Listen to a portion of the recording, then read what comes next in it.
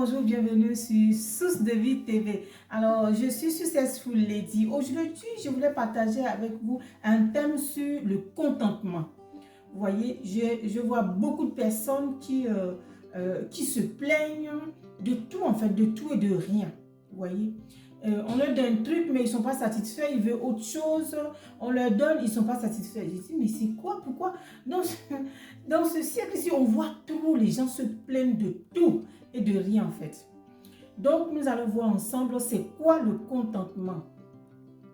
Pour les personnes qui ne me connaissent pas, je m'appelle Successful Lady et puis vraiment, ça me fera plaisir de vous abonner, de partager cette vidéo, de me laisser aussi un commentaire et surtout, n'oubliez pas de liker. Voilà. Donc, c'est quoi le contentement?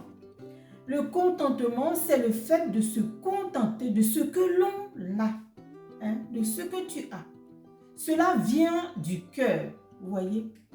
Donc, c'est dans ton cœur, en fait, que cela se passe. Le contentement, c'est une attitude de cœur.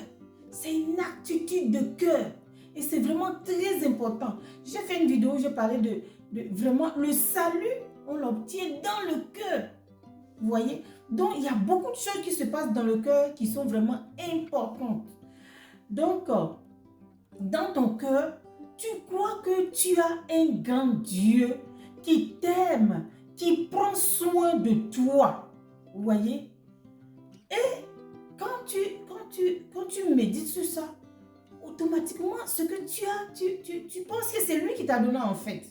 Donc, tu es content de ce que tu as. Et la parole de Dieu nous dit dans le livre de Timothée 6, 1 Timothée 6 au verset 6, que c'est en effet une grande source de gain que la piété avec le contentement. Vous voyez? Donc, notre génération est dans une révolution, évolution croissante tellement impressionnante. Il y a tout le temps de nouvelles choses qui sortent pour notre confort. Mais les gens ne sont pas satisfaits. Les gens ne sont pas satisfaits. Vous voyez? Et parlant de ça, je parlais avec une soeur qui disait, mais vous savez, avant le Seigneur Jésus et tout, ils marchaient pour évangéliser, ils allaient de ville en ville et tout ça à pied, la fatigue, le froid, le soleil, vous voyez tout ça un peu, la faim. Mais ils allaient, ils faisaient du bien aux gens. Mais aujourd'hui, nous avons la voiture, nous avons tout. Mais vous voyez, les gens, quand tu respectes la vitesse de limitation, ils sont fâchés. Ils sont tellement pressés qu'ils sont fâchés. Vous voyez?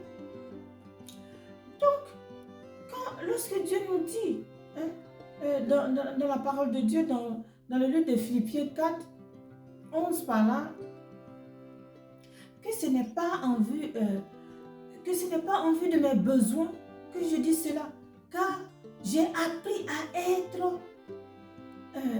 être content de l'état où je me trouve. C'est Paul qui dit cela. Il dit qu'il sait vivre dans l'humiliation et il sait vivre dans l'abondance, en tout et partout. Il dit qu'il a appris à être rassasié, à avoir faim, à être dans l'abondance et à être dans la disette. Il peut tout cela parce que Dieu le fortifie. Vous voyez? Donc, il faut que nous aussi, on apprenne vraiment à être satisfait de ce qu'on a. Vous voyez? Et ça s'apprend en fait. Ça s'apprend. Donc, aujourd'hui, si vous écoutez vraiment ce message, apprenez à être content de ce que vous avez. Donc, en premier point, il faut apprendre à être content de ton état où tu te trouves pour éviter les luttes inutiles. Vous voyez? La parole de Dieu nous dit que nous n'avons rien à porter, vous voyez, dans ce monde. Donc, il est évident que nous partirons sans rien, en fait. Vous voyez? Nous avons tout trouvé dans ce monde à notre arrivée. Donc, on va partir sans rien. Donc, en deuxième chose, sachez que Dieu pourvoit à nos besoins. Dieu pourvoit à nos besoins. Hein? Dans Philippiens 4, verset 19, et mon Dieu pourvoira à tous vos besoins selon sa richesse avec gloire en Jésus-Christ. Vous voyez? Donc, Matthieu vient nous rappeler que Dieu est tellement bon, hein, que quand on lui demande quelque chose, il demande, il va nous donner. Crois que Dieu est bon, qu'il est pour nous un Père qui prend vraiment soin de ses enfants.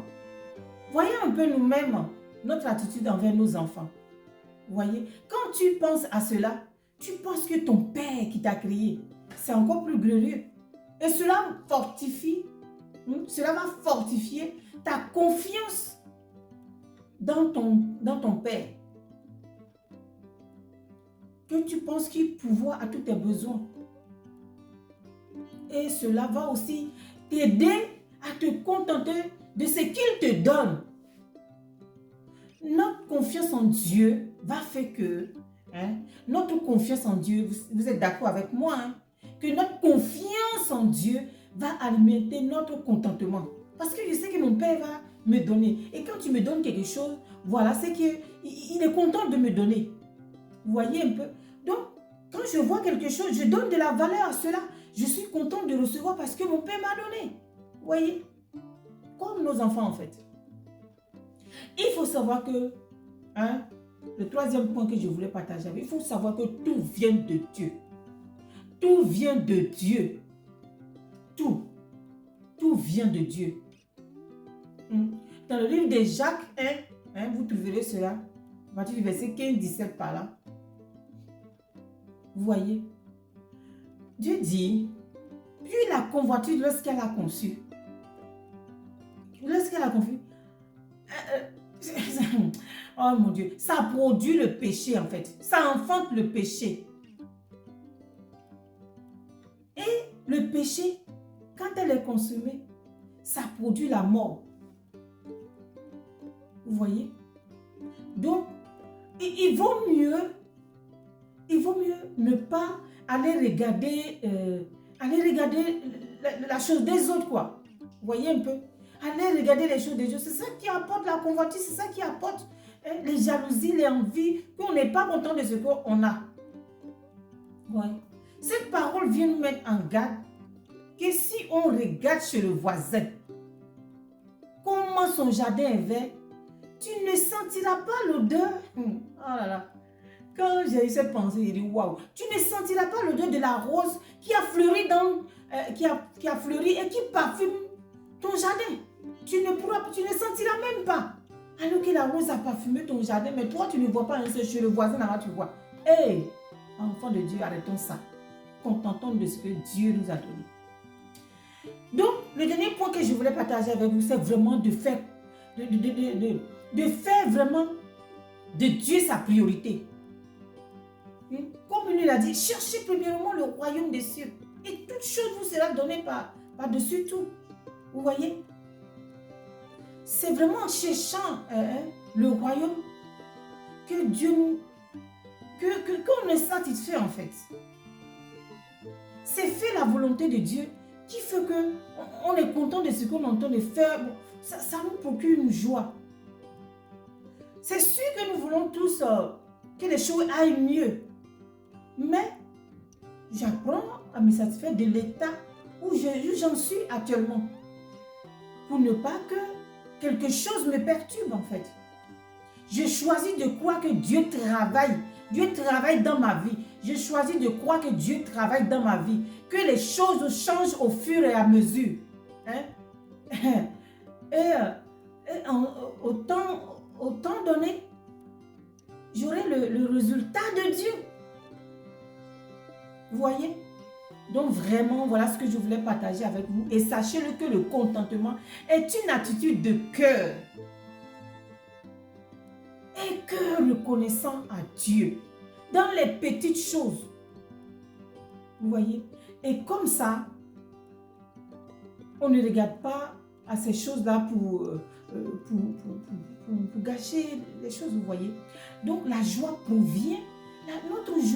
ne provient plus des circonstances agréables, mais de ce que Dieu est en nous. Dieu est avec nous. Dieu pourvoit nos besoins. Dieu nous protège, Dieu nous garde. Ça fait toute la différence. Donc, voilà ce que je voulais partager avec vous. Que Dieu vous bénisse. Et puis, on est à la prochaine vidéo.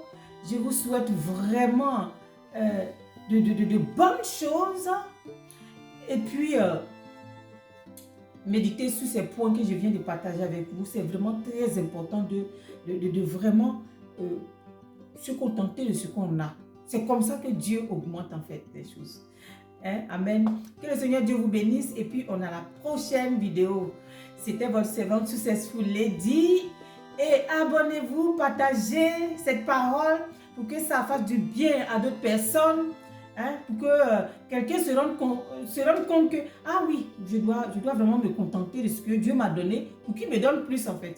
Donc voilà, bye bye, à la prochaine vidéo. Bye.